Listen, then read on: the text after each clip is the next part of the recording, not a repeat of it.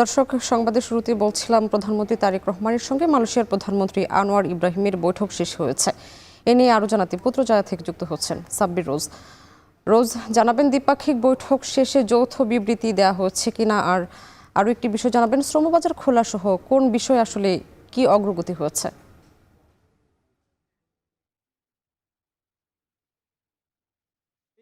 প্রধানমন্ত্রী তারেক রহমান এবং মালয়েশিয়ার প্রধানমন্ত্রী আনোয়ার ইব্রাহিমের এই যে পুত্রজায় তার যে প্রশাসনিক কার্যালয়, সেই কার্যালয়টির সামনেই আমরা রয়েছি এবং সেখানে কিন্তু স্থানীয় সময়ে 9টায় প্রথম বৈঠক অনুষ্ঠিত হয় এবং প্রধানমন্ত্রী সস্ত্রীক আসেন এবং তাকে লাল গালিচা সংবর্ধনার পাশাপাশি নানা ধরনের উষ্ণ অভ্যর্থনার বিষয়গুলো আমরা লক্ষ্য করেছি। এর পরবর্তীতে আনোয়ার ইব্রাহিম অর্থাৎ মালয়েশিয়ার প্রধানমন্ত্রী এবং বাংলাদেশের প্রধানমন্ত্রীর একান্ত বৈঠক অনুষ্ঠিত হয়।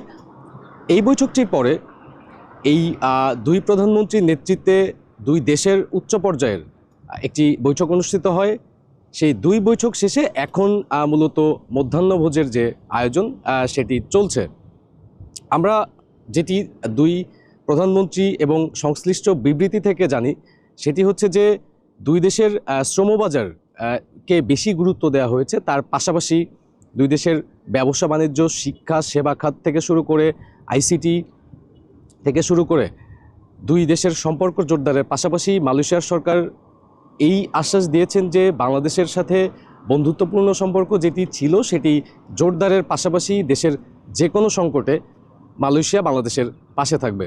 এর পাশাপাশি আরও একটি বিষয় উল্লেখযোগ্য, সেটি হচ্ছে যে রোহিঙ্গা প্রত্যাবর্তন নিয়ে কিন্তু মালয়েশিয়া সরকারের দৃষ্টি আকর্ষণ করা হয়েছে এবং তাদের পক্ষ থেকে বলা হয়েছে যে এই সমস্যা সমাধানে সব ধরনের পদক্ষেপ তারা গ্রহণ করবে।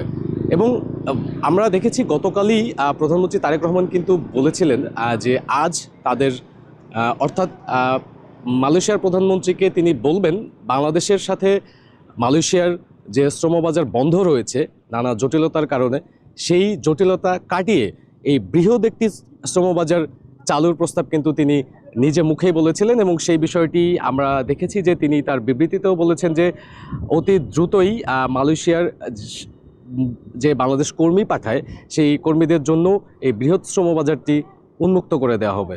এর পাশাপাশি মালয়েশিয়ায় কিন্তু প্রবাসী বাংলাদেশিদের 2 লাখের বেশি অবৈধ বা অনথিভুক্ত রয়েছে। তাদের বিষয়ে যে পদক্ষেপ তারা জোর দাবি জানিয়েছিলেন। আমরা দেখেছি প্রবাসীদের সাথে মতবিনিময়ের সময় তারাও দাবি জানিয়েছিলেন এবং প্রধানমন্ত্রী কিন্তু আশ্বস্ত করেছিলেন যে আইন অনুযায়ী তাদের বিষয়ে মালয়েশিয়ার সরকারকে তিনি ব্যবস্থা গ্রহণের বিষয়ে বলবেন। সেটিও তিনি বলেছেন যে অবৈধ বা অনথিভুক্ত যেসব বাংলাদেশি রয়েছে তাদের বিষয়ে পররাষ্ট্র মন্ত্রণালয়ের সাথে দুই দেশের পররাষ্ট্র মন্ত্রণালয়ের সাথে যোগাযোগ করে তাদের কাগজপত্র ঠিকঠাক করে তাদেরকে দেশে ফেরানোর দ্রুতই ব্যবস্থা নেওয়ার আশ্বাসও কিন্তু প্রধানমন্ত্রী দিয়েছেন। এই উচ্চ পর্যায়ের বৈঠকে বাংলাদেশের পররাষ্ট্রমন্ত্রী সহ প্রতিনিধি দল রয়েছে এবং মালয়েশিয়া সরকারের কিন্তু প্রতিনিধি দল রয়েছে। এই মধ্যাহ্নভোজ শেষে আমরা সাংবাদিকরা রয়েছি এই প্রধানমন্ত্রী বাসভবন যেটা পুত্রজায় সেটির সামনে। সেইখানে আনুষ্ঠানিকভাবে জানানো হবে যে আসলে দুই দেশের মধ্যে আরও কী ধরনের যুগান্তকারী সিদ্ধান্ত আসলো, সেই বিষয়টি আমাদেরকে জানালে পরবর্তী সংবাদে আপনাকে জানাতে পারবো। সাম্মি। মালয়েশিয়ার পুত্রজায়া থেকে যুক্ত হচ্ছিলেন সাব্বির রোজ।